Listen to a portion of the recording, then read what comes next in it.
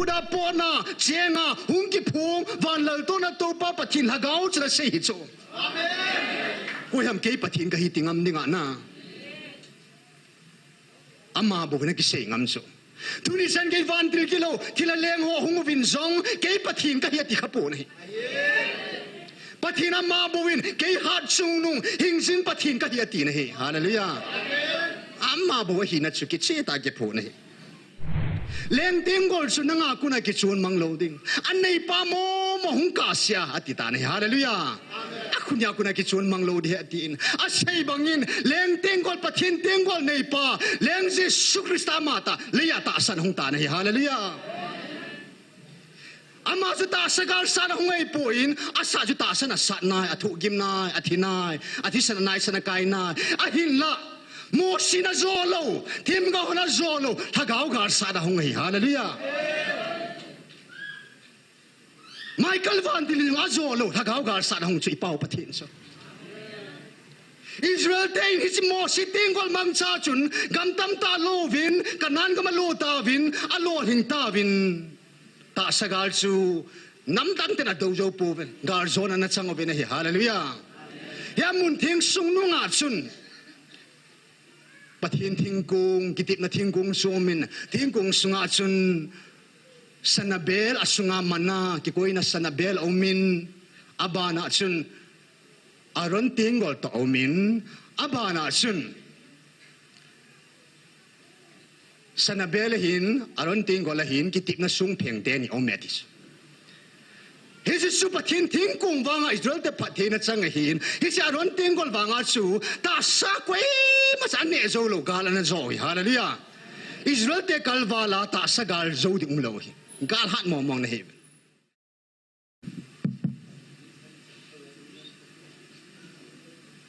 ki ko ma che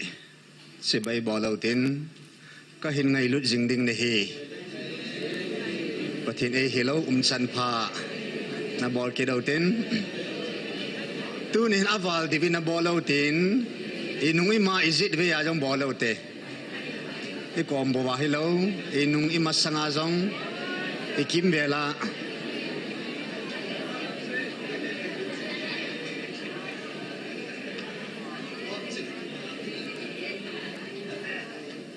bol sai ta vam tuin mit sing ki do tin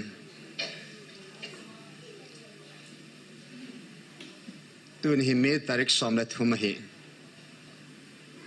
me tarik thomingal ke pantain pakain van dilgil ho kamin thuan sein palai amang chanom tapoi alal to na angai lut achate to thim thei talovin ipu ipate ho nevilun atia taw na chu May 13 2023 gal ki patni somzovin van lal to na jong to thim thei lovin achate building in a hung ta na hi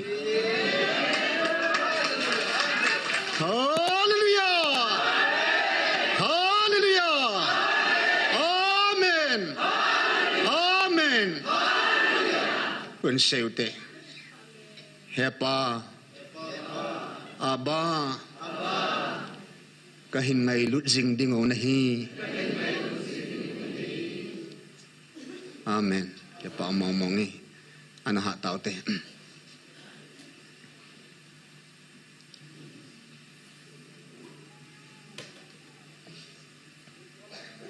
lal hang nuin paun handam pu wangai pidim wana vai hom tai leng zo sileng le tin la an de hani sataben hallelujah amen Jesus pathin thilgon his adel han nuang an del han tu charin aji sa pakain thagawa ta sa vanoi Israel te nevil sai ta in thagaw Israel te ho pakain anam del han te ho thagawa evil now apat na ni ko na hi hallelujah handam pu kel ngoi no chu ta sa hong pon thagawin hong ta na hi ai hoi lai munan vilam gmf dai pakai leng pi leiti nan sakit ta in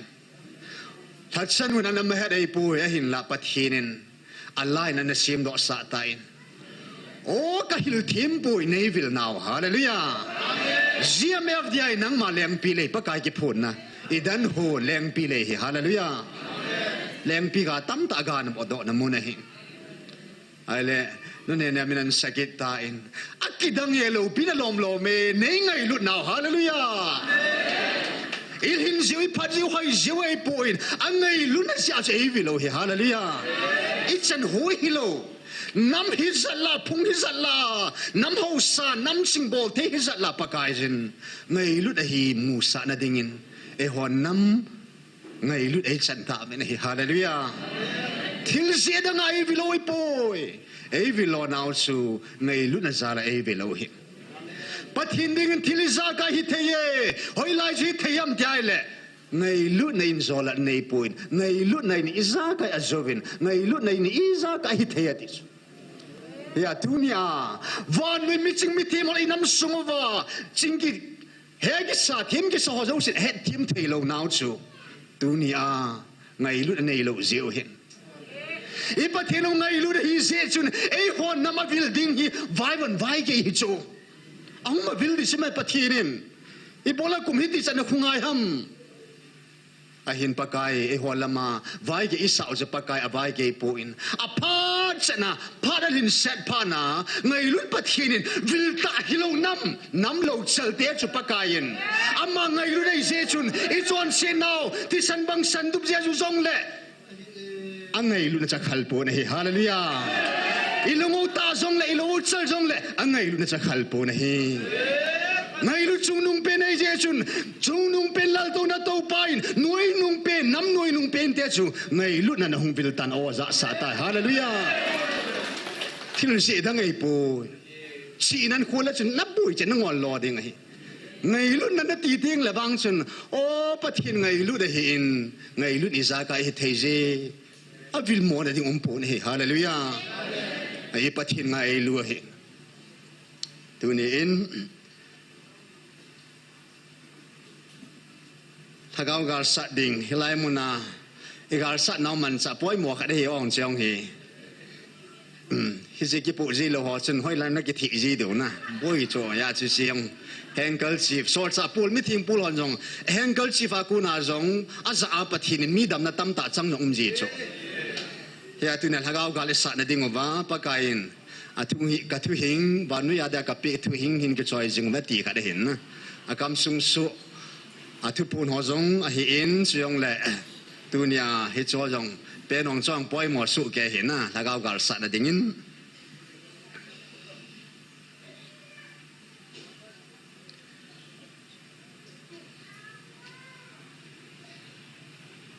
neu wa jong pathin lung se ke chan ho thu ma kai ta bang ne khan te ing zep ta me 12 fi ke ko hong ma sat pin ni hin hilai mun a thu pun vel ha mong dinga upamang neo hui ke sang ma sadan ta cho na nei nang ni izat det izat da na chian tam ne anam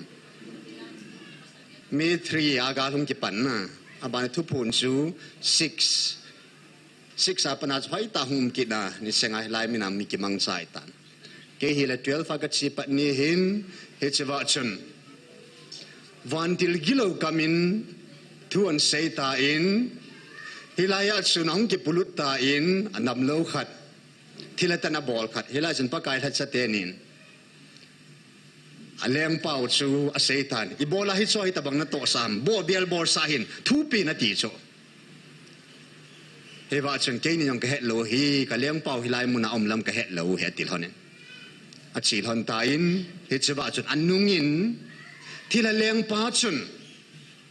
ibola hi chi thila neu neu ho to sun ki ho dinga amo ko ma thu se dinga ne hin no ham ta lung hang he cho leng leng ta mi thu pi ta om khat chui la ya khat tenin amo ko ma thu se dinga na thila neu neu ko ma thu se dinga no chu lung hang he cho van til kilo ho ka ma chen me 12 chan sun thu a season he wa chun si wa chun gam som le gam sagi leng pa chun thila leng pa chun thua seita in pathinin seina ti cha cha bo ka se hi ka se nom lo ngan ei se sa hetin a ki hen na nong a bet sai minin kamuin kedang gasai ahinla hiwa amana seichu napathinuvin ai sei sahi atilai ta chona kalung adong tai pathinang sei sam hilo ham ti chu kalung don na pi ni ta cho he chen chuna jing ni kon ka chi zom ta nei le tu chungai pathinin ho sa ho adia ho la cha ho hi mi 11 12 13 ni thum anako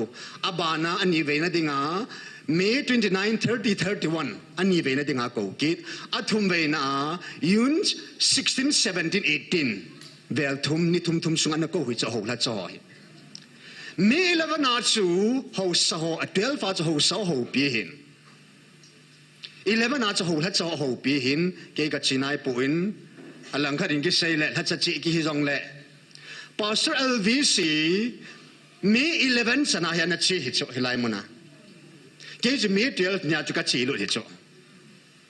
hilai ka ki dai jiven ke rong ka kap ting ule ki chip ki su hal na in si sivan til ka ti jiven na utang la lo la koi ho lo hi til sivan ti loi na pi piam ka kim hin mo yo cho ai si dan khada chu pathin zala tingya mang pathin ha cha khadai nai 11 May 11 su hilai mun apha na nu nung pi nei tai kia dinga May 12 a jing chu ka hong na masapin ni khoi cho Beelzebul amata in tilaleng pa Dead Sea tui pi thi Israel ga ma cheng hi cho ma hi Beelzebul hi siwa hi India ga ma cheng wu su chu China ga ma cheng hi cho tilaleng pa Beelzebul judaten ho hilon anamin pa pao tilaleng pa Beelzebul jam ho ga ma cheng hi kit cho Dead Sea cheng hin tui to pan ka heti so na ai le ama chu April 8, 2024 ชุดองเก็บผงตาย April 9 ดูกุมทุพนนุ่งเปนินเบลซบูลิน April 8นี่เก็บผงอินไอหัวนามาดิงาสุมิลเทโลนิโค December 5ทุตาสเปียงสุนนิโคชูอามาปีนนิโคมันไอเซปีตาเวฮาเลลูยาtu ni ko ho zong ye ho de ni ko poi mo khat hi sumil thailo pathin lagaw ma ta in koi ma mang chat lo wa amma mo mong lagaw evil pat now ni ko hi hallelujah sang la pakain Beelzebul April gere ne ke phongin April 9 2025 tu kum sun pakain hi sin ni ko thing ki ti ding hi hallelujah amen Beelzebul hong zo kum khat hin na chat a jingin chun ni khat ki pat ni April 8 April 9 ni chun van hagaw thing pathinin tu ni ko thing ki ti ding ai hagaw Israel ten nang ho ka building hi Gabriel van til kana ji do sa hi in na thushimo yang tu ni ko hi van thushima ki zilu na ni ko hi hallelujah hinna le khabon na mino ki zilu na ni ko hin ya tu ni ko hi le tu sim to van tu sim ka hello ding hin a hin la nang ho tu sim wa van mi te to ke mau nei wa choi nau ni ko tu ni ko hi ni ko thing van tu sim na tu simo ki zilu na ni ko hi hallelujah a khut ya le van mi te to na ki hi nam da po nahi van mi te ho hi vin e ho wa le ya van mi te hi ta ve hallelujah chan voi chan o ki bang heta cho pathin ham akuna ham phat nai chan pau hi ai le thu pon hong ki chai chun evangelist ho to get pan te le wanga yong ki ngai ta koi hi chi het be se lo dio amuna ju pathina ku na hi ti su kan mu chi chun ki pa be sen cham khat kom da nai la chun mi yo si ki tol gam ta ka chai lai ka kem chu ka hol mo ta cho Kolkata Pastor Seminar Conference aga gachi Sri Leather ki una Kolkata muna leather ngan ki una min thang muna ka ki cho ina lai cho ka sandal hai khatta ka chu as ahung mangte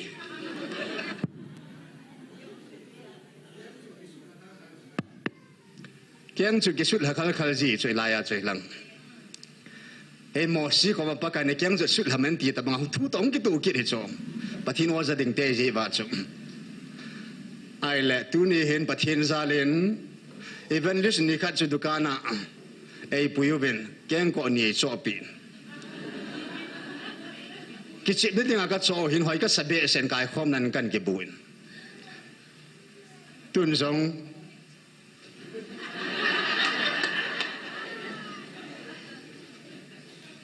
kaman sa sang hoi zo pathian za le hisikan ki cho do he kin zo hallelujah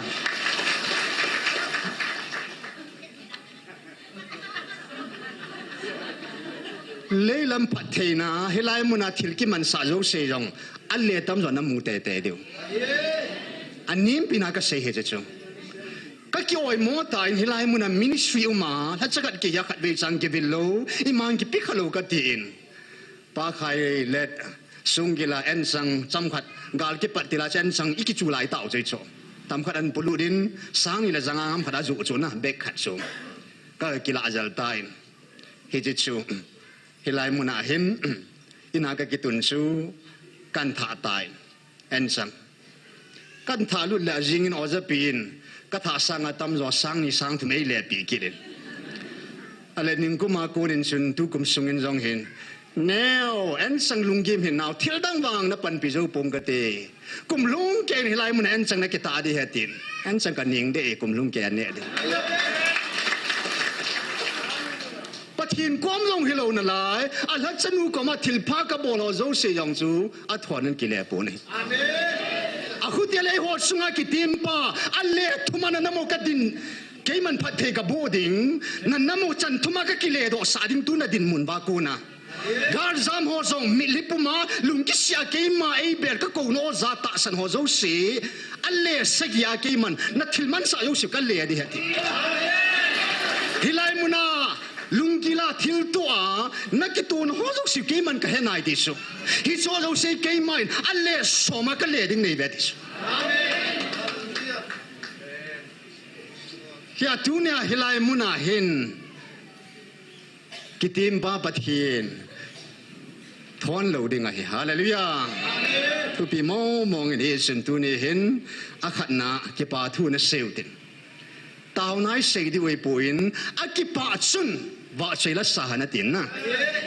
ya massa pin pina he ikipa nau pathin e vil nau oi za sa nau ichi ikipa na mo mongin thil kidang ho kidang in saven a si som na kare ki zo de sungul hanga hoi lai lai muna van til ki muwe helai muna Michael Van Tilong Vainay Musa Tavin. He was also kidang isavin pakayin. He saw kidang sahivin katil simay bovin. Kay matuta chone bovetis. Kidang na sadiw tutunia. Vanoy kang tusimanom khalo. Umza kita laudi. Kangay lut ko na o kao na zapa kidang sa jovin. Hallelujah. Leisit sunga wonders la kidang pin la kaditacho.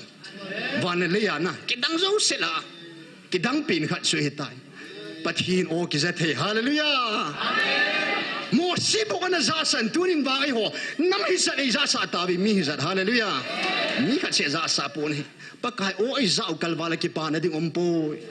pakai o ai za kalwala lungmu na ding ompo he chun lalam kai ho in kalagawin krista zinga tila cha sautin hobung la hilai muna wangbu na kalagawin krista jing alhamun na ahol chu wangbu na tamta simjolo tun wang ki mutai hallelujah gal lai tai lungim lai tawa ithi man lai tawa pakai oi zau hallelujah oi zawai le angai lu cha kim tai cham kim tai hallelujah namdang tena zalo pakai oi zau ve gal lai tai lungmun alhamun na mundang ampo inam sungwa Krista zinga ambo ve amun thing ba ambo ve Krista ama kun bo win lungmun adi taw min he pakai zana na ding otin pathinin May 13 2023 a aina vil now gel do na le ki panamo mongin eche ki pala wa chaila hina saute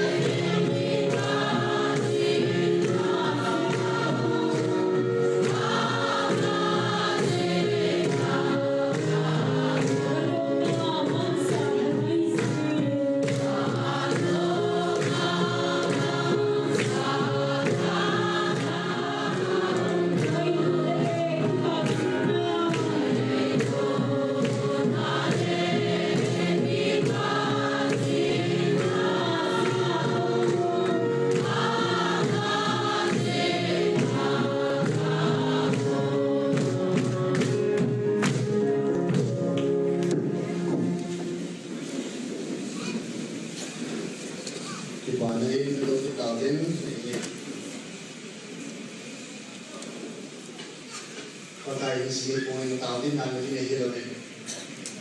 Na tao sa galing din.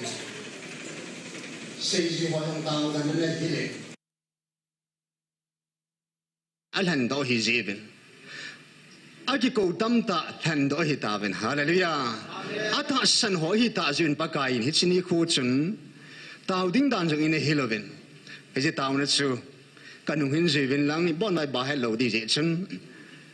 Kanung hinzibin lang mit singote lunggila. Pagkain sinikwa tao di dan hil sauhi. Kakipa uwi pagkay. Nang makaw na. Katsan teiziun. Nang man. Kanam mipite. Awa mang hoku. Nang man. Nahinga. Kapuilut kit na diva. Nang man. Mopo na. Katsan teiziin. Kakipa uwi. Pathen kahintang ba uwi. Naipi banga. Sungakon. Namopo na. Katsan na hoki. Tong latay dingin. Nalhagaw tingin. Naipan pivin. Jesu menin. Katawe. Hallelujah. Nampumpia munti nga tao ding dan pagkain. Sa iyo hapi ba nga epi uhi. Hallelujah. Nampi tao na. Nam deilhan te tao di danay. Sa iyo hato agi hiloong na. Hiloham. Ya tu chung hagaw gali ya. Hagaw mang tamta imat din diyo ba ko na iyatso. Ikaw na ho. Isu bulit na din mo ba. Pama ko ma. Hagaw tingkit hupi na. Isu itum jing diyo tao jing diyo pa na. Isu tao dan. Pagkain. Sa iyo hato kibang lo di ba epi ukat suhiin.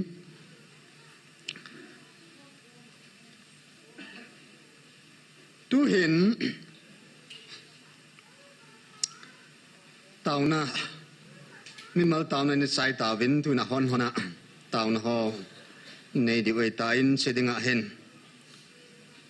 Hichini kwa May 13, 2023. Dr. Hagen Kayman kahenay ang anso do po in. Tatsat ni jong hichi video chu internet na YouTube ma akipinay po in. An sini kwa Kayman kanakizi do hon na. Tempat kana nei hot su. May 13 hagaw ting tupun masat pin pa he. Kayman kahenay ang zaw nai lo YouTube ma yung nai lo hin. Ang latuni hin. Ji do kham kham ho. In sim katin so je kitil kho na in. Pathin hagaw ma ta in. E vil pat naw masapina kam sang ho hin. Hilaya hin kasi banga chun hitsini khu hin. Amisa pa golhang pa he. Agisil ting setin. En zong ane po in. Avon la hoy pinakivanta na he. Hallelujah. Patin hagaw mata hong ding taya chu. Ama zong sa kikut dan chu nidang to bang lo he. Ay le. Ang luta na ile. Lahat sa tiyanin. Kut. Angap lo na yung le sa tapo na. Nagyalhon sukay tapo. Dunia. Kay mata hagaw ting kay mata hong kahita. Insunga kunin hat sanun hun masahong mangtain. Azong dingin zong mi po ay titepoin kataw no hol hat son azon di hatitay tiso. Hallelujah. Kachina ani na hinalay azo nga pan malala gal ka ay kisu hinalay cho langay ka to nalay cho sinya yong cho nom tame hitini khochu whether ni jong salo gu yang zulo na van dain tin ni lum ke ya chu ni ha langa ji khu si do ta cho me yun ti chu pupan tun pi ni sa ti pa na ni sat lai cho ai banga ni May pialfa vantil kilo kamatu senya satat intin azinga chu sinu ya kito bang zingai ta. Hallelujah. Nilal hagu ya ka simpa chen tin isa ka gun tu pi chu. It so chen gyang chu leisit thilang ke khel naw mehin amin sa pa chung ke khel naw min he va chen ang ki dam lut ta nei le he va chen akam sanga hin an sein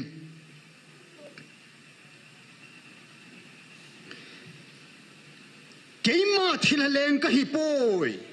vantil gilau ka hipoi hingjing pakai na pathino ka hibo ven ti ta na he hallelujah siva hungin gam som le gam sige thilaleng ka hi atin wusu hungin keima cheina gam pumpia leng pau ka hi atin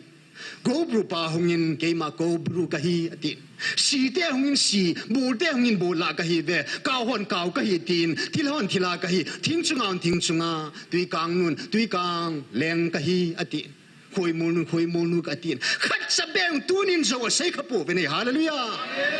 amma ma hina che lewi zo sen amma hina che aki phun dia ti bangin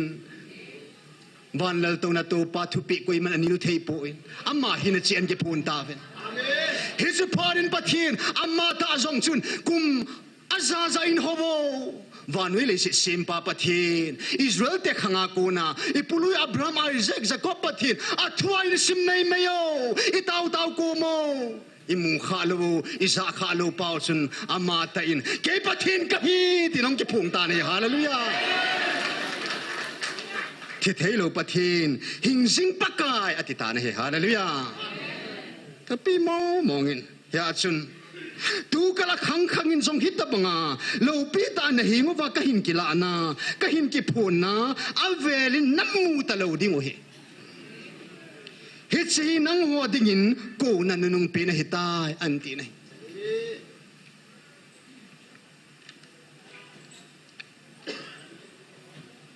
chule la sei be ho khatlani in sim do kin gatin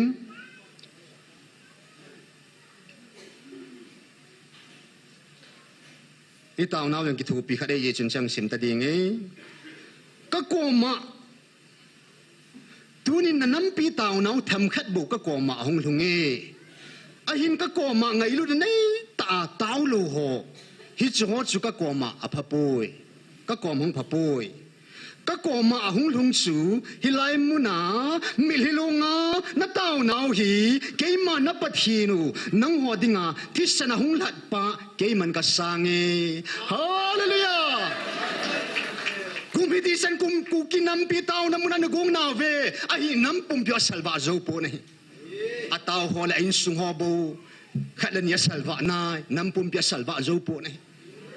nam pumpi kitundo na zo dingin ai zo po ne milia siang zo po ve nahi thagaw mang thai ding milia siang alhom vali nahi ai mo phat sum na ding zon milia tam zo hi se se ina mo chu pakain hilai muna mililunga na taw naw hi keman ka sange hallelujah pathin na ka sange tiai le itaw na pau pathin ya amana het chula kam sang tan sei ro ta isinya chun Nedin sawin kamel ki musa inge anti. Hechia mi khat pana het khela baba chun. Ke pathin ka yati momam tia khat dinga hong chu mi khat. Gol lang khat ha. Ol tiga. Ei ti khuba mi khat chun ke pathin ka yati momam ma tia. Evangelist na hil chit pa na chu lungdam sela ki nung le chu. Iti mi ka chun ke pathin ka yati momam ma ti. A het khan lo dan chu na. Ababa chuna sei pon asunga luda pona chenga hungki phung van lal to na to pa pathin lagaw chuna sei chu amen ko ham ke pathin ka hi tingam dinga na amma bo na ki sei ngam chu tuni san ke van til kilo thila leng ho hung vin zong ke pathin ka hi ti khapo nei pathin amma bo win ke hat chung nu hingsin pathin ka hi ti nei hallelujah amma bo hi na chu ki che ta ke pho nei adin lai ta in mi khada ko ta Dr. Hagin hallelujah amen nama dinga mai mi phat so mai atina chunga khudanga min thilpi epitan na nammi de na chunga ki ngam dinga hi hallelujah naki ko na banga nan chunga na ka tong pantai ati nei Elvin sun hatsateni an getu to sa tain na chungla na kalungal haye mi dinga na tau pi handa po dam dinga hi hallelujah inam sungwa tatsanuin thagau thoi siu hi chi keng ko hoi pin pathina pi hallelujah tatsan chinya chu phát ta bắt thiên mu sát sai ta keng chu hoi ta pen chini khu chun amain thi su ka nanganin pakai ka kipai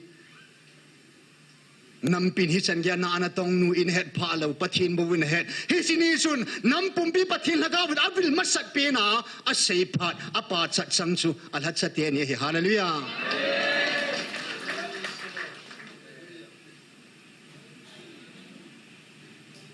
dunia hi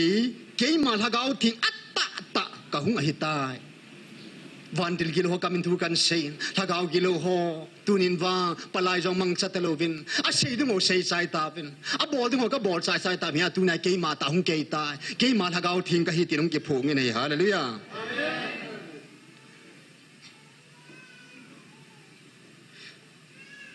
hitchen ge ya chu thu ka hung phu na bon na ta san lu wa le ke ma ta hung jong leng nei ta san lo ding o hi dunia lagawa vila thui jara phun nga ta san lo chu mu thein ama ta san hung jong le ta san talo di ga ti ta ba chu an hil sin ta ama ve chu na hilai muna in ka van ti li ke ma hi bo ve hallelujah amen ako ta hilai muna mun ka van ti le ke ma van ti le bo ve ati ya chun hilai kana to ka thil bol ta san ho zo si chi hi ata san ho dinga na leng pau ka heti ta na he hallelujah atupun khana jong jan sei kirin alpha omega ka hi jong atin ke ma jesu jong ka hi atin he hallelujah ai ta ke phung chu e chun dunia hilai mun ang ki phung pa ta san ho zo si dinga chu ang ki phung pa hi ata san ho dinga chu I leng pau ata san ho dinga na leng pau ka hi ti cha hallelujah amen siwa chu gam som le gam segi leng bo hin wu su chu thila leng ai wanga cheina gam sing bo wa leng a hi thil ho zo sila belzebul che thila leng pa hi e ho pathin wa leng zo sileng leng pa hi hallelujah ton swal leng pa hi hallelujah he che pathin nei kha jevin mi ham pha hi ve ham phata be chu hi ve he che chu thu pon do ge sa ya e sei do nu mo hung hin tin sule tunia he che thu pi sei na wa ge thu pi devin kola si bung khat chang som le gup chu na simo witin zo le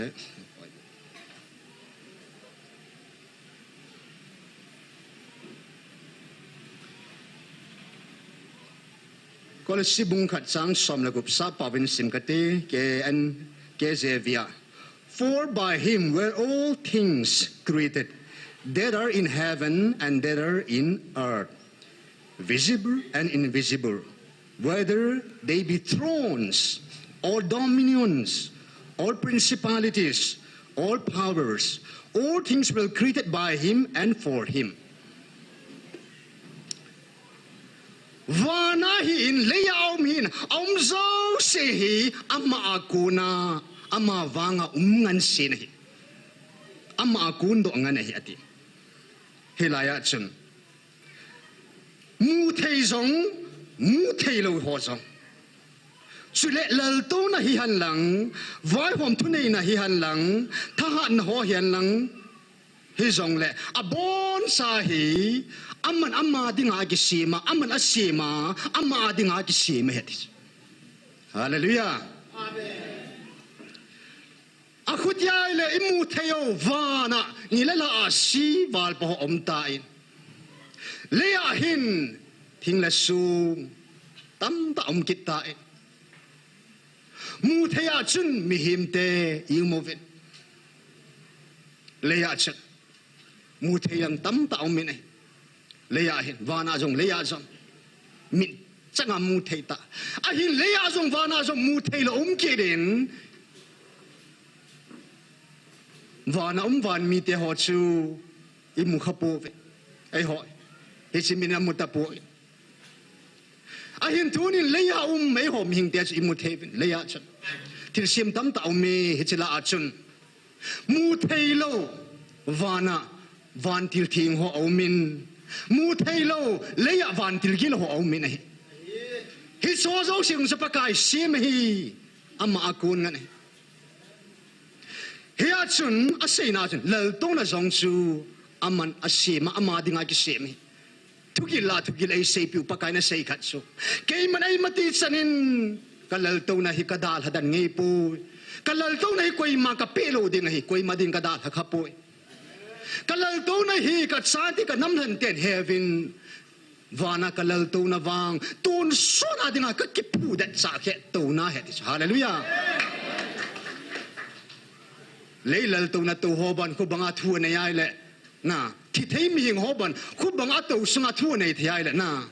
van lal to na to pa chi chan ya thu nei ding tam hallelujah hisi van lal to na to pa sama hi hisi van lal to na to pa chun farao leng pa yong chu Egypt gama leng na tungin lal to na to sa na hi Babylon leng pa yong chu lal to na to sa na hi paka Yesu ama le ya hunga governor thutan pa ho pawin seutin PILATE ho pawin ki sei lehon pilet hi chu pilet na pilet ama jong supakain dunia na tunga chu thunei na pia chu heta vele chu na ti chu koi na tun ham ti chu atung pa thutan dinga cha ma ki sa he chu nui za dom dan chu mi him khadin lal to na to sa pa cha hello ja chu na atan ngam go re chu ya Jesu na point ake gel do the na ding ya jing leng lal ho zo si zong amma in lal to na ho zong long chu amman anat tu nei amman adan si mai bo ve hisi van dil kilo Lucifer long chu power thanei na chu van til ho la lai tu puna satan hisi Lucifer dragon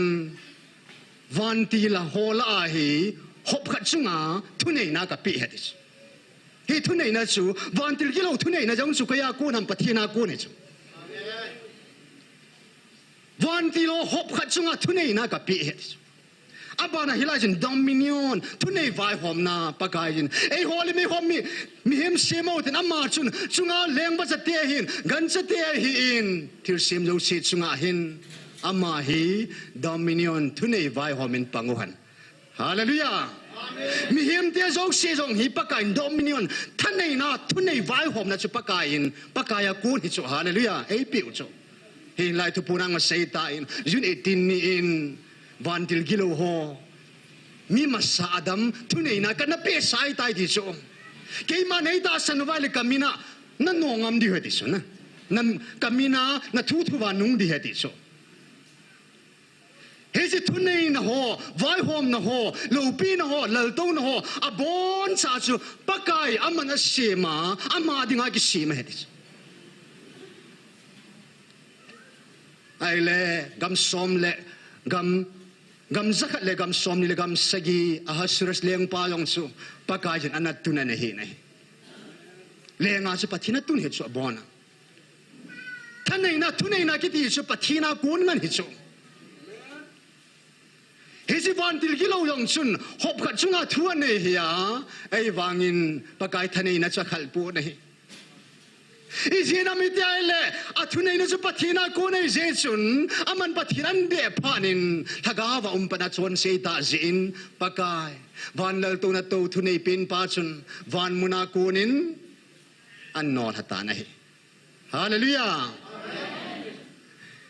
ipisinam tila keiman ka thil siam chu khat sanga khat han zwa ka semahin Lucifer dragon sanga chu ka Michael van til hat zwa ka na semahin hallelujah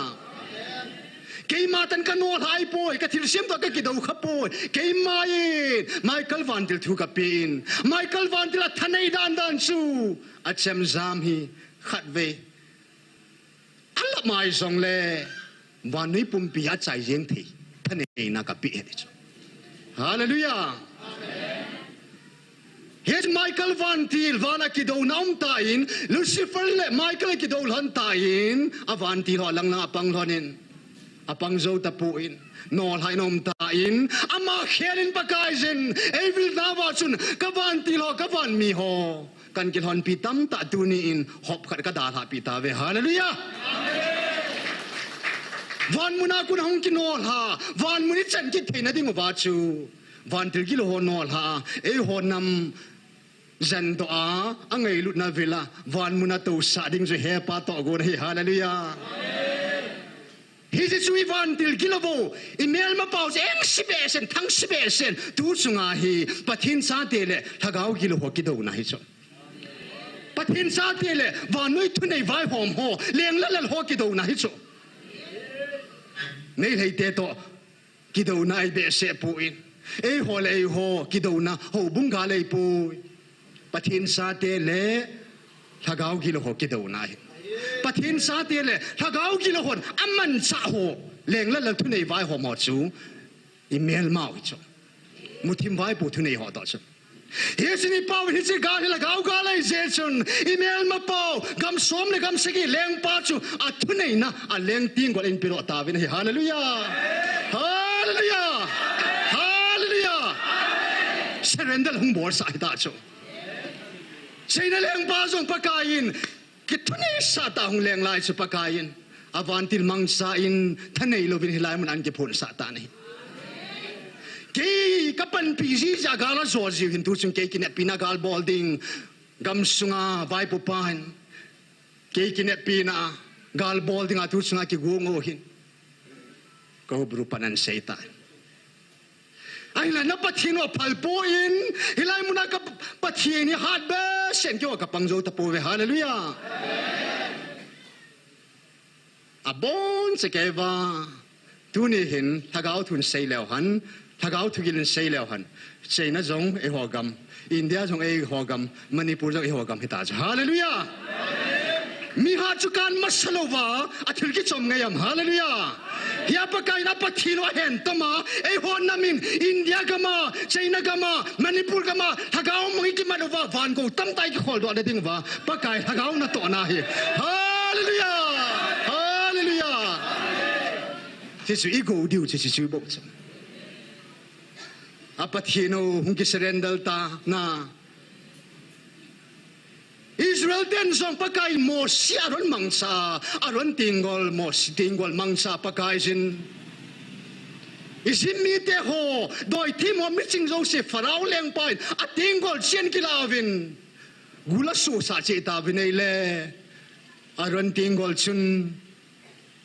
gul su nung chun am ho zo se cha avel hum ta nei hallelujah Aziz pathin tingol pathin mangcha tingol ai dai He Israel te ho zong mo sikhanga pakain ki thempu sading a ki chu ta binam ho zong ke chan lo pie ti taba ki te nam ji je chen pakain ko hi kal han ham ti phot chi da ding an ti ta in Israel phung som le phung ni lam kai che upat chi in tingol khat sian soi ta bin zan ka in mun thinga koina wa chun aron tingol Levi te thim pu tingol chu anapain anadonin anamum ta na he hallelujah he je tingol le sek thila chun he tingol chu mangcha in mo sin zoldan badung tuisan tui pisan ho zong zo so mangcha in pakain an pui gal kai ta bani mi masa ipuluyo Jacob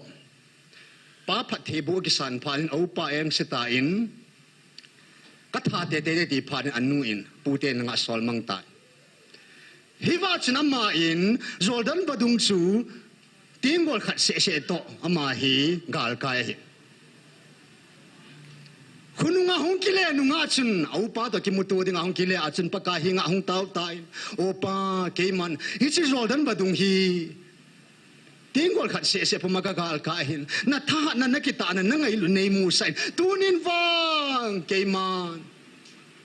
tam ta to kong kile ta etin jini to cha som na ni tong kile jo hallelujah allo hin dan dan su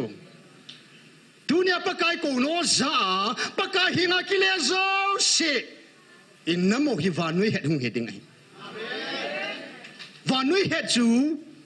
aphat theina chu ata san ho cha te an dan ding ta san banga phathi ki dong ei ja chuna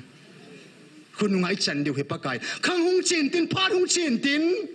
he chi van ni pum pin an het di hati chu hoya ba tu ni thil su tu i mama van ni mo het dam na ya phat hi pakai dinga che ke lo hin tu khang sunga ka vil diu ni heti ja chuna khang hi kumiza hung hi dam pakai e sim pido ke po in ram tu khang sunga pakai gabriel van til jong su isu no ta vi nei la pathin hagao chibat nin ama in keima kama thuna zil na za ta lo diu ka van til kan sort pi dinga hi atin tau vin ti ni tau vin van mi te ho van til te na tau pi vin hi zal chun khamala la tu na khang sunga wa gabriel van til kan sort pi jing diu tai ti na hi hallelujah mi khang sunga i sort pi diu ta chu kinep na be hi po ve hallelujah kinep na be ta san lo mail hei tele isungova pathin ko no wa nam han la ata san lo ho bangin po te kinep na be ho bang po te le ya kinep na nei te wa na jong kinep na nei te hi ve hallelujah kinep na dim set nei te hi ve ha sam the hi lo ai la pakain israel phung som la phung ni la achun pakain mi khat an mang chata in Juda Genesis bung som ile ko chang som na achun achate Jacob in pathian bu achun pa pathei bu chang Jacob chun achate pathian bu la achun Juda nang hi sakeino na hi leng ting gol chu nanga kuna ki chun mang lo ding anei pa mo hung ka sia atita nei hallelujah akunya kuna ki chun mang lo di atin asai bangin leng ting gol pathin ting gol nei pa leng Jesus Christ mata leya ta san hung ta nei hallelujah ama chu ta sagal san hung ei poin asa chu ta san asat nai athu gim nai athinai athisan nai san kai nai ahin la mo sina zolo tim ga hona zolo thagau gar sa da hung hi hallelujah Michael van Dilin azolo thagau gar sa da hung chu ipau pathin so Israel day his mo sitting gol mang cha chun gam tam ta lovin kanan ga malo ta vin alo hin ta vin ta sagal chu nam tam te na do jo po ven gar zona na chango ben hi hallelujah ya mun thing sung nu nga chun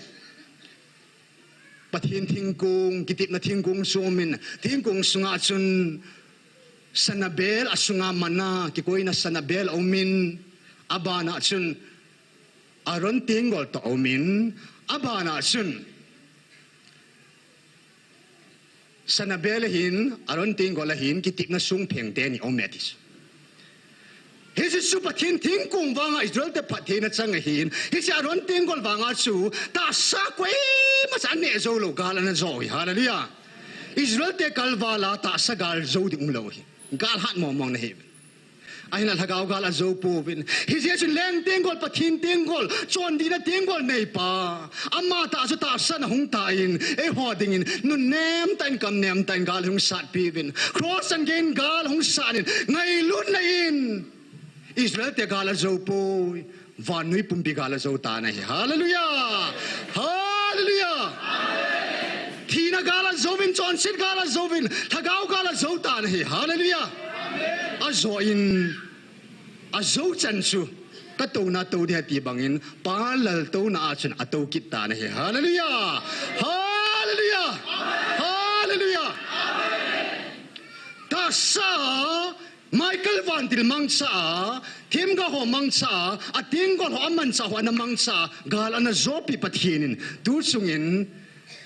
email mate ho mail hite to ka la wa jong ta satan jong gal ei zopi ve hallelujah gal ei sat pi ve ni a hin tunin e ho sunga pa kain gal sat ding khat hi chil hagau gal chi zo diu so hallelujah ipisinam dili sopi ho chon sin nu yam na lai ho muthim nu yam na lai ho Satan sung kula tangdan ho kuhuan halut ho gammang ho zo se chu ava mang kel ngoi no ho ga hu hing dinga chu van til gilo hon aman sa va van til gilo na henova munor kha je va chu le se thila le ngol ho zo siu isi sup ho zo siu chu Satan kulpi ga shichima ga hu do amwa thagau mang ga hu do dinga chu thagau gar sa dinga ko hi ve hallelujah Chiding al chu lagao gali chu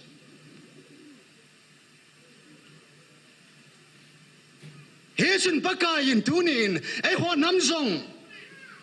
siwa zong atingol an pido atan sarendal abor sa tai aron tingol pakai namang chae tunin ikon e ho nam sunga pathirin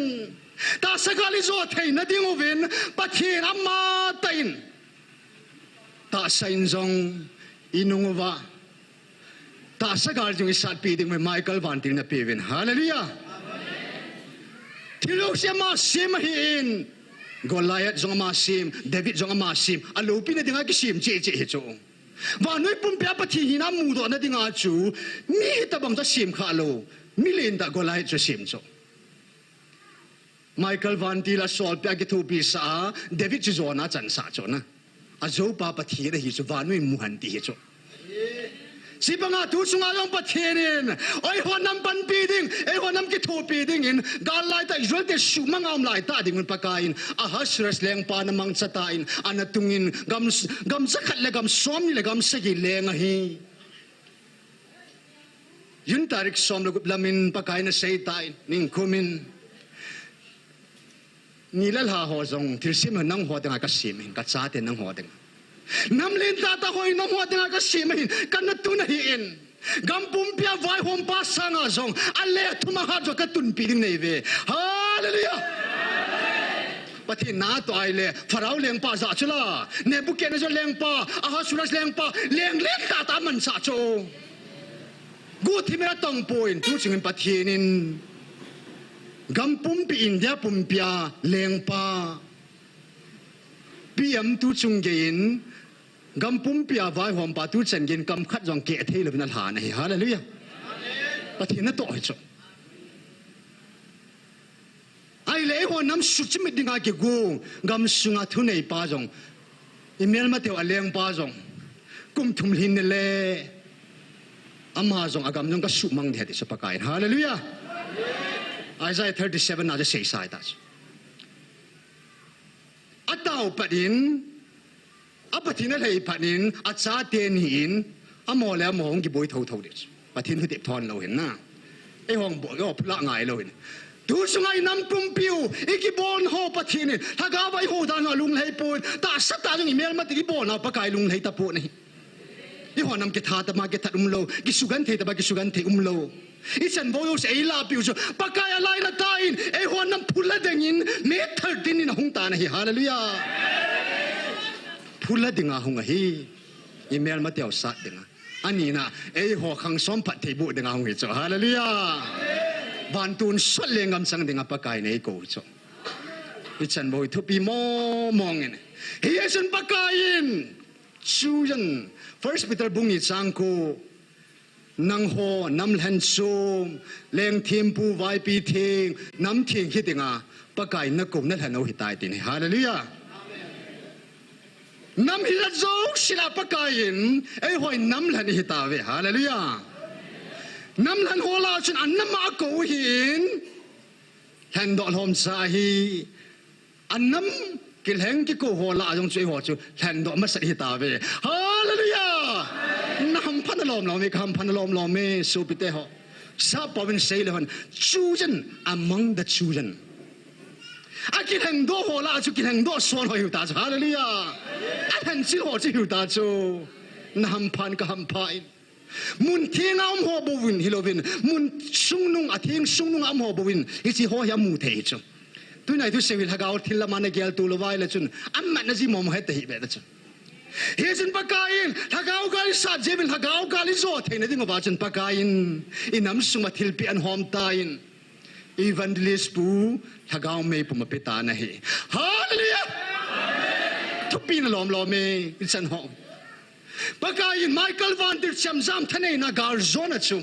pakain kami pa na khuda gar zona ka pitai ti na hi hallelujah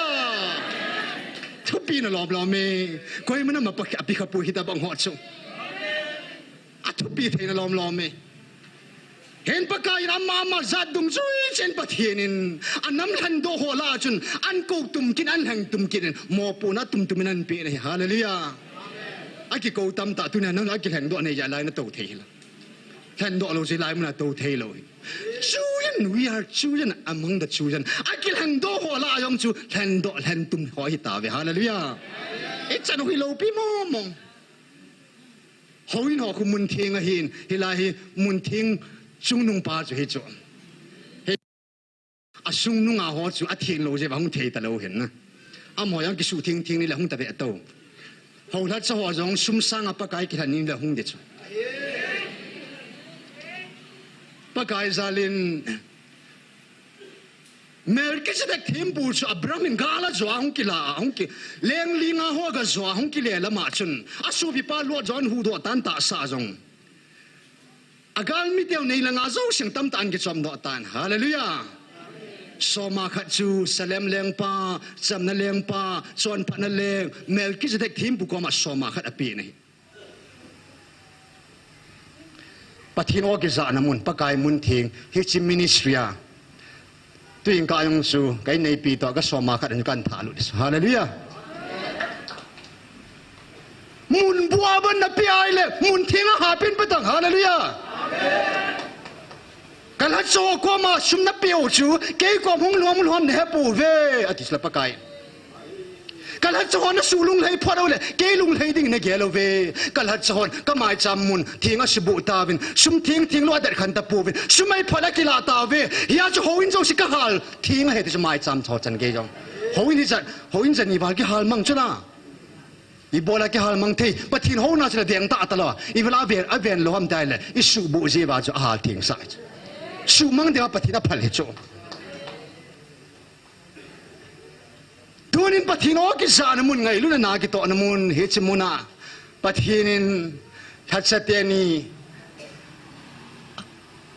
anei sun kila api ding ati ho thatsa ho channing jo sia la pi ta in amania pi be be te kat ve chun ke pa piu na lom lo men na kila pi thei bon tin o cha jong de hon na chang pu hitin ke pa pi je mo te hallelujah hallelujah Ayah samani dengan IP puin nampia dengan pakai thila pe cha hallelujah pu pia song ama dengan amalit na dengan tunai puin nam tundo na dengan pakai aman sa ta thil pe cha Dr. Hagin song nampia dengan pakai na pe bu ama dengan pe puin ape zo sehin ama dengan khatchang ape lo pe cha nampia dengan nam tundo na dengan mansa dengan pe cha Hen mo si ho Elisa ho them ga ho dang do tingol an pin e ho namwang pakain ho la cho thil pe ni vin sun hi chin na gal zo na tingo chem sam he tin he hallelujah chem sam e pe o cho e ho namwang chu thagau gar sa ding ya thagau chem sam e pe vin hi ho la cho ka thil pe hi ti lo pe chu ka pe thil chem sam he dis na gal zo ni du chem sam he dis Tilpi man luta ta thagau gal isa da dum pakain chem za me pe ve hallelujah thagau gal jong iso dingo pakai zala ban phat thena yong idon diu lei phat thena yong idon diu he hen tu hen pakai jin ki pathu ne sei ki do tin anam lan do la a chu lan do na hi ta sin ki pai hallelujah ki pana ta lunggel thagau ki pana thi jong len ka thi ta lo cho ta san thina be tang Thang nea vin thina te kha ta lo ding hi hallelujah u pe sin thina te kha ta lo ding hi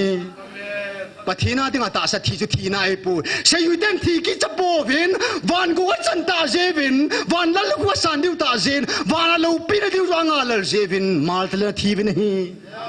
ta sain thagau vin bang thi po ve amel hoi thei dan na no a thagau bu lo pi thei dan nan na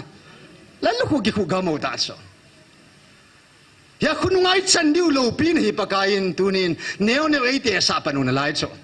hallelujah thu pi thei mo mongin hen tunia pakaya ko na anam ku an la jong hlan do hi ta jin pathinga ki pa thu seute atum ben azwas pakai ei hil danau taw na hin ei ma sin taw tin pakai hlan do la hlan tum kahina hin kakipa in kahin khua nei ngan sina mo pu na hi ka zoa thagau mong tam ta ka matna thagau wa bana go tam ta ka khol do thina ding pakai pu mo sia taw tain ปัทหินอิสราเอลจะน้ำหลันหินอันน้ำหลันละอาจงสินปะกายินปัสสาวะตั้มตาละอากูนินสินหมอเสียนแห่งตาเนี่ยฮาเลลูยาอันเห็นตัวมากูตัวมองจุ่มเบะจุ่มหมอสิจุ่ม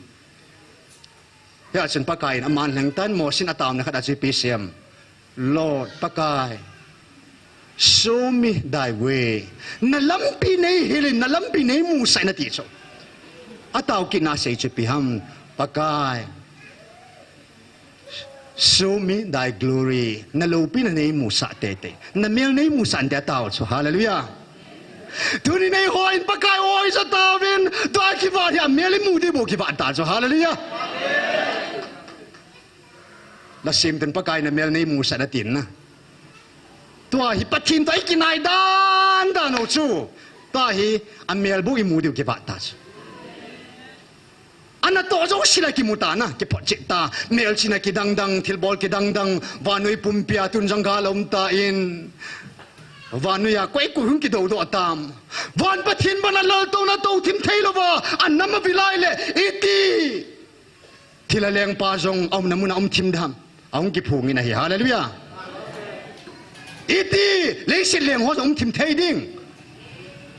เอ็นมุนตินากาลมตาอินเมียกตายอินลิงกิหอตายอีพีเจรมติเลกำเทียบกันปากไอ้ตุนปีดิวเสียจูปากไอ้ตุนกำกิตุงดิ้งไอ้ยาจูบานุยทิลสุกิดังสุฮาเลลูยา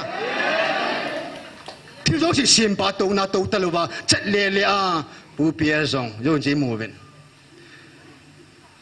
น่าวที่หันลานสาติงแหละตูทิมเทยีตะลุโจปะทินมีปานะสุมหินดอลเลนตินมาปีนสุมบอมหินดอลปีเจนตินatu ni amas nu ni amin an sol ke so as nal momo mang ke pa che ke de he aya he pu athim pina ka seita changai pina he pu pathin mana to thim thelo vai la nang iti ban to thim de ham ka ti bi so i pathin o jang lal to na to pa det chera to to la to thim thelo va mai le van noi kiling ding mong hai hallelujah Ukraine Russia ke do tai ta sagat lai na abana chun PDF jun ta ho ke do tai Myanmar ga ma na Israel Hamas ho ke do tai me leite ku kite ke do ta ve ta sain zong tun India Pakistan jong ke do pan ki ta ni Bangladesh gam jong na e ho mi le Bangladesh so ane ke do ki ta ni amun muna hi so jong si pathim na to ngan hi bo cho hiya pakayinทิลวานุยกิเขียนนั่นดิ่งอาจจะปะทินนานโตตาจูเกลมองเต้าวานุยได้สิทิลเจ้าสิทุนเองนะเจ้าสิทิลเสียมเจ้าสิเสียมปาตกทิมเทลไว้เลยอาทิลเสียมไอ้ที่ตกทิมเทดิฮัมทิมเทลตาจูวานุยหงกิเขียนดีข้างหงกิเขียนดีตายฮาเลลูยาน้ำเลี้ยนที่หงแนววินตินน้ำแนวที่หงเลี้ยนดีฮาเลลูยากุยซาละอิเทดิ่งปะเทียนซาละอินามุกุยซากิตุงดิ่งปะเทียนซาลาปะเทียนฮะกาววางไอ้น้ำมุกิตุงดิ่งสิวาติงกอลจีน้ำมุกิตุงปนเตอารอนติงกอลจีน้ำมุกิตุงปนเตปะเทียนไงลุ้นไอ้น้ำมุกิตุงดิฮาเลลูยาอีพีจีน้ำติงกอลสังหัดโซไงลุ้นดะฮีไงลุ้นโซละในป่วยฮาเลลูยาเซ่แล้วหันนมเจ๊ดิ่งไงเห็นเซ่สุดาตาวเต็นนะตัวนี้อาจจะฮิตซองจะพมมองตลอดฮะมองทัดเจงเห็นถ้าเขาให้เก็บปานเอาปะทินบางบุญจันนะฮะเอจินชูจันปะทินน้ำหลันอีหินาบานุวาอากิโกตั้มตัดแทนดอลไลปันข่าวว่าแทนดอลลาร์จงตุเนียเต่านั้นไม่ตีดึงแทนดอลในตาจะฮาเลลูยาปะทินทิลเปียจังในชุลาถ้าเขาการสัตดึงอ่ะอีโลปีดานดานหิปะกายกุนจันโบโลปีจันหองอีจันหอเจนกิปาทุเซวิตินอีจันหอฮีตู้ขังซุงกิฮิโลอีเวนลิสุนาเซทุสิขัดนัลกัสไซน์อายองฮินองอาฮีปัจจุบันวันนั้นมันวิลน์ทิ้งสคริปต์แต่หินฮิตโจฟิล์มทุนกิเซฮันลังเล่อะไดโลกดิ้งปิดดิ้งโจสีปัจจุบันนักวนสายโจมามีหิมาจีสาโลถ้าเขามาจีสากับเบลวันตระจีดอสาโจฮิจิวาจูก็ฮิกิพูนักมันสานะอามุนิห้อยไหลก็จ้าก็ฮิตาวดิ้งก็จ้าก็ฮิเซเลมาก็จ้าก็ฮิป้าก็ปันสาก็เฮโร่ก็ปันสาดำติจูปัจจุบันโตกวนสานะฮิโจฮาเลลูยาปัจจุบันเฮโร่นะปันสาอาป้าดิ้งตัวกิวตายนะติจูก็ฮิเซตบางแก่ป่วยนะ thứ chỉ chong phim một cái sai này rồi chú director Pathian này hallelujah Pathianin hồn năm hi hoi lại thứ gì mà pialo để hầm na thứ gì một cái sai này thì ông Pathian cũng nào mà hi hallelujah cái gì sunga ata sana no mai le kita san tek che tang nung chori bein na thứ gì một cái sai ding hi Judas Iscariot day si ku dam bo Judas Iscariot hinom se Judas thì mình ngay tại bộ chỗ ai bà tu nhà quay mà Paul Peter họ kisa nom na Judas Iscariot kisa nom at trong talo chỗ ai bà Pathianin cái tổ gun sa cái hết chỗ na mang thả sa pa chỗ mang thả đi hết chỗ ai biết đồ tiếng trong tiếng mong hiện na ai biết đồ pa sa vang xin lom áp pin đã là tiếng chỗ ya tu nhà ata san lo ho ibui pi ka ba chu ai jong ani kila mang thei chỗ ya chu ta san ngal ta ki bul pu che che autin nung chon in pang po te ki nung hei bol po te na ki nung hei ai le lord in nei pi bangana tu sim ki sei di nu me ho pasal ho Judas Iscariot bangana minung ki sei di ya chu zang ke ya van muni run cha ge bana le ya ding ai ki chai pui ho tu chung pathe ko nai van mun ai ki chai van muni lun ka sia mun thing lun ka seva gar zo lai sa ka seva na tun so na ma to vai hom ka seva dat tai pan diu he el thadai nei theina ding ovin akhat na che chui ta in ani na hin taw na hin kop tang katin pharum ta lo je chun pathi ni ei ko naw athupi first zone bunga chang ni chang thumin sim nge hoi tan ngai vin lang chang kala kun sim jing gati ko hile jesu chu krista hi ti ta san chu pathina ku na pinga ahi sile koi hile ahinga ngai lua chun ahin jong chu angai lu da hi hicha chun ei hon pathin ngai lu han athu pe ni lew han pathin sa te chu ngai lui ti heve aze chu athu pe ni hi pathin ngai lu na hi sile athu pe cheng si jong hi po gi sa hi po pathin ngai lu chun nam ngai lu chun hilai mun ahin taw na mei ti de hilai mun a hung ding taw na nei ding hi pathin ngai lu ho chan nam ngai lu ho chan he dunia ni zagu wal pathin ngai lu na ngai lu nei nei ta ve hallelujah athu pe ni no sama ngai lu now hi hallelujah a jesu le ya jesu nga yong chun joseph chapa me bo ve tu lai su pi judai de mai CMDC pa jesu da gol hang pa ti na lai o cho Jesus Christ ay tinatasan po vin aping ta thei ta po ve tunin zo hilai mun ang ki pong pathin lagaw hi ung ki pong lagaw hi pathin lagaw hi iti thei ta san jin hallelujah atasan lo ho kalwala hilai ung ki pong pathin lagaw hi lagaw thing ai poi ti ho kalwala mi zo lo hi Jesus Christ hi ham hi mong 200% hi ta ta hi Tuna hilai mun hong ki phung pathin lagaw thing hi May 13 2023 a hong ki phung pathin lagaw chu pathin amma mong hi hallelujah amen he ta san ho chu lagawa ping tha chai ta ve hallelujah ta san wanga ya sama pathin hi ti ya chu tau wina tial na thupi aman na ngai lut na yon ama na ngai lut ja thu se na nga ya taw nan hong nei chu ni sa ku ba hong tau phad win pakai jin Zerko gulpi athupi ani jeva Michael Van Tilman sa su chimpi ta in pakai thupin sipei za thumbo ta Gideon gana sading hetin pakain naman ko ma Eliza thim gaum Elisa mang sign ver sigi zoldan badunga ki phumin ti so pakai thupi hi cho athupi ani jeven adam tawin gulpi chimtain anamo ke tung tan hi hallelujah khang som sunga inamo vanui het hi na dinga e bol diu thil thum ome pathin ei ngai lu pa ei ngai lu jeva ke ma khat ka hi bang na ho khat hi win abung bung ke khan hi win ke khat ke bo ve ti chu pathin zala ka ho bung ngai lu na jo se be ke he tu chung hi mang dia mi hing ho bung ho na mang jiang ka loi ho wang hi be thim thim mei the lai ka loi ho wang be thim thim mei the lai chu a ke si hin ho ku be thi mei the na UPC na ho ipuyong hi KBC hina bi edan me the na lai chu thing jam nai lo me the he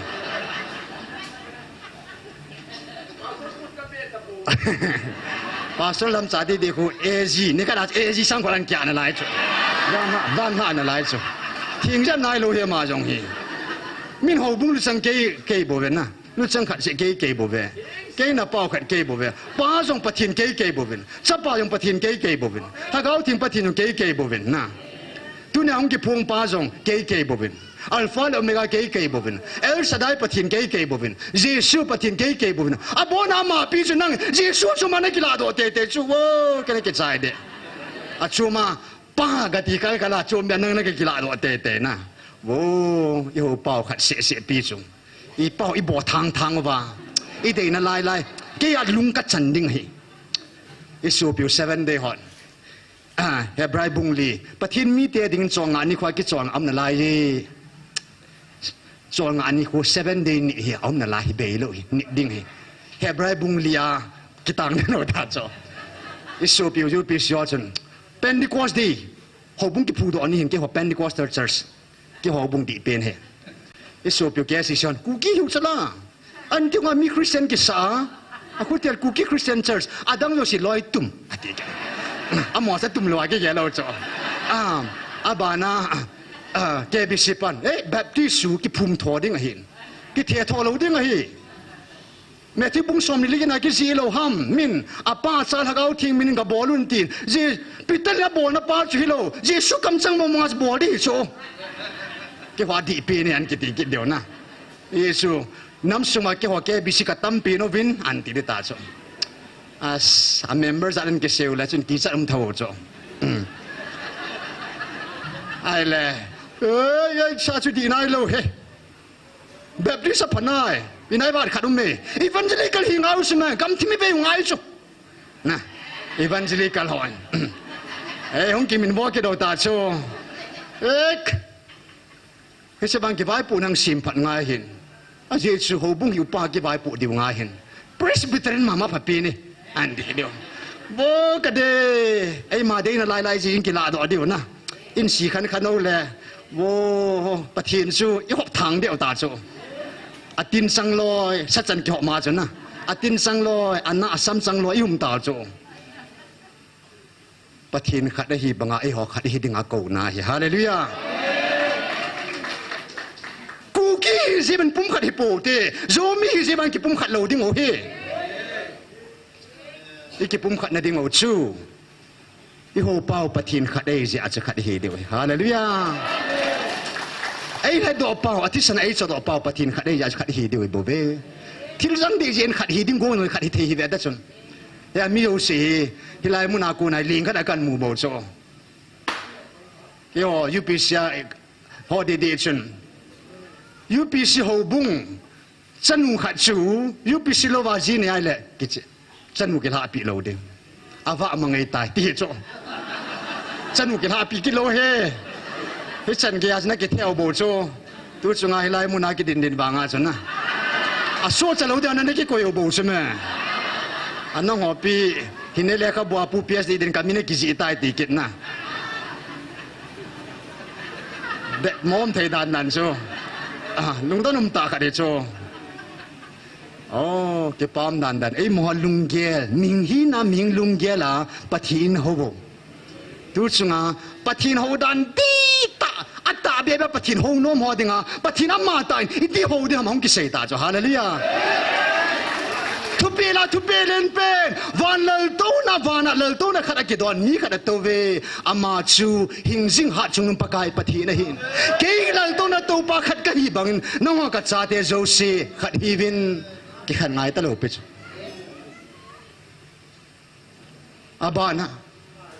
ke main idana kunan na guitan sa chon sit na ko na tu pe ni lo ja tu pe pal ke chu chon sit e pun thi na he ti so kamasanga na thitawin hiyachu hichi ka pe wa noi ka tu hing hi chi hi idana kun agui tan sa job kit na dinga na su chat na dinga ba ka pe ka tu hingai bo betis akim boy ti chu cha jam van tu sima ki jipon van dil ta tu sima ki jipon van mi ta tu sima ki jipon na ho masanga van dil gilo anom sai tai ti kan si masade anom sai ai lai ke man van noi pom pi sangin na laga vo mi ka laga man ning kanum ka phal mo mong poi ti hi je chun ke ma na ta sau chon si na hi nung vin ke ma in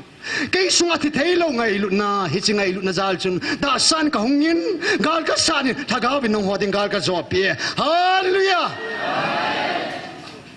hi chun ho lat sa ho in laga mangai lu vin laga mang ka hu do vinถ้าจะเตียนนี่ทิลดังจีอาปะกายเสียพัดจังฮิโลเปจ้าอามานี่หัวตบมีหิงมาหมายจ้าถ้าก้าวมังอาหูตัวหันลายตาฮีอีเวนต์ลิสนูดีคูหางเจ้าเวทตัวน่ะอามีนักการเสียแล้วน่ะหางมองโจนั่นอีเวนต์ลิสนั่นหับขานั่นหันขานี่กี่ตัวก็เอาจะวางสิในตาจ้าไอ้บางอ่ะเกี่ยวงวยฮีนี่อาลุงละสูลุงให้ยายเลยนุบดันนั่นงอมองalung nas do kha lawai le ha mo alung nas sudam ni ayong no mo alung lai na la chanu ban na aki sulung le no aki sulung al ha kit so ako ta ipathino so na alung lai na mi te le chi cham len da dam hallelujah ni jagu wa cham di lai tau the nau hi pathin za le hallelujah ngai lut za le bo we thil jang ji e pu in ha gaung mong ngai lut nau pa kain ha gaung mong a den na tau na mi hi ho me ti so inam sung ma ha gaung mong tam dan chu i dam sung min tau jong le hon i tau do zo nai lo diu chu tam ba na a tau ai tau pi diu hin en ho la chan ha gaung mong a hu do zo thi na ding vin pathin thu pi a su bulit na ding in tao biểu tin tu khang kiu lo khang so ma da thu pi pi ta chu Israel da pakai sung penga dan tu so mai pi vin e howang sung penga ni pi pu ve i lung gi lo wa ngai lut nain thu pi thu mai pi ve hallelujah pathin nam lan te la nom pho nai le ki pum khat ding lung gel nang kan ring ta mi dang kang hi jong lan na khat hi ding lung gel kang jeng lang oi la ma nom na jin hagang ma ngai lut na nei tang athum na chun thien na hin khu na gam su thieng o ven na hậu số có mà thu bị à thiên lâu đó cũng không thể bồi đi số mi chọn xe cái lâu bên cái ngay luôn này ai vàng in cái mà hi bắt thiên là thiên cái gì chun à bù đó cũng không thể bồi chọn xe cũng không thể lâu cái hi hiện nó chọn xe nào phù ngô vin đi số nó chọn xe nào phù ngô vin lăng bay mang ngô vin na cái mình cả lạ lụt đi về đi hiện giờ hậu son thiên hin khu gam sung in sung thiên hin khu man na đi ngô vin pathin thu pi hin hi chang thil thum chu inam sungwa khang som sung in diu pathin thu pi thum he chu hi chua zo si ki kai khom na chu thu pi la thu pi sang pe khale khat ki ngai lu vin hallelujah ka ngai lu thei ta dan dan ol so na he pu psd de hoi ta kan gel ji le nam pi lam kai thagau mi li nei nam kai nei ho na aman tam dan hai tai hi lo apula mana vet so lungilin patan gelin ang tao na punong gela sa aman tam dan hina ngay lut om dan hi as say shit hi mo mong hilo amma do na kam chang ka ang ke ngam hilo cho ngay lut om dan so hitsan ge nam pi mi pa pathin ai than pi o hallelujah ala chan u jong tuing ka chu ka bol ngel hoi kan bol ji so ke yong ya alup na pum puma koi ma thong am lo tho Mama, get up, thâuกันเตียอันนี้มีว่ากันถอดจ้ะกันกีตาสะตุนี่พัดมังนี่กันในตาวปิดนี่ตั้งแต่กีตาสะขาลุพัดกับมันคนเลยกันกีตาสะเห็นเฮียปะทีนินอามุนทีงาทัดสะพายปีสิเป็นกีปาทุเสียวแต่ฮาเลลูยาเฮชุนตุนี่อาปะกายอากูน่ะทุบปีจันหอยอิสุบุลินดิวินนังมาน้ำลันโดลาจูลันโดซ้อนในตาอินมอปุตุมในตาอินตาวนั้นไม่ตีกงดิ่งอาปะกายทุบปีมอปุนัดจังในตาอินปุ่มกัดหินดิ่งอาณตงดิ่งอานั่งเงินเสียในตาอินถ้าเขามังหูตัวดิ่งอาจงนั่งเงินเสียในตาอินที่ในหินคุมมังอาอิน้ำสุงบัดหินนับปุตัวดิ่งอาเงินเสียในตาขังซ้อมสุงอาบานุยเห็ดหินดิ่งโอเลยปัจจุบันไงลุนาวจะทุบปีอินนับเปล่าโซหินอีตาวกิวฮิโลวินที่ดังอินิลมหายและนิดิงกงโอเต็นนะปะทินทุบปีหัวเจ้าสิทอนโลเฮลาอินิดอวาอิโตอดอวานุนละคันเวทสาบินาติโจนากินิลปีวินนุนละคันเวทสาบินเตยเลยนุนละคันเวทสาอีเวทสาทีนั่นดิ่งว่าอีโจนนั่นดิ่งว่าอีตาวง่ายกิโลจะปะทินก็มาอีโจเสดิ่งจนตาวตินเกมันตาวจอนให้ในต่างกันเตตัวเนี่ยอีพาโรใจในจงวิดิเต